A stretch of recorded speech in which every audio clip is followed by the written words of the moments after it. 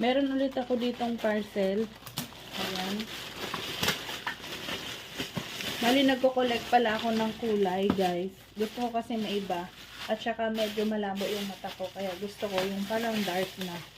Before, gusto ko talaga yung white. Pero naisip ko, dapat meron ding kulay na maiiba.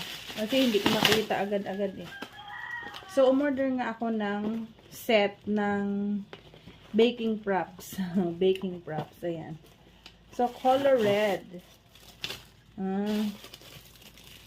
Ano daw to? Silicone daw to.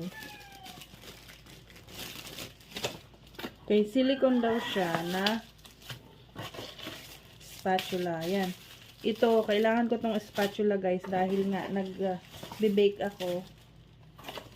Tapos, ayan o, yung pampahid sa oil sa mga photo molder. Ayan. Ito naman, pang-scrape ko to sa dilata. Kasi yung, kapag ito ginamit nyo guys, pag-scrape nyo ng nasasobrang content sa dilata, nasisira yung mga gilid-gilid. Kaya dapat meron kayong mas maliit. So, okay naman, 5. Ito, syempre, alam nyo na to kung para saan to.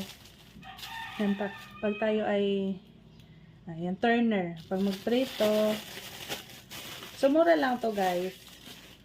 Check nyo yung aking yellow basket to. Color red naman ngayon ang kinokollect ko.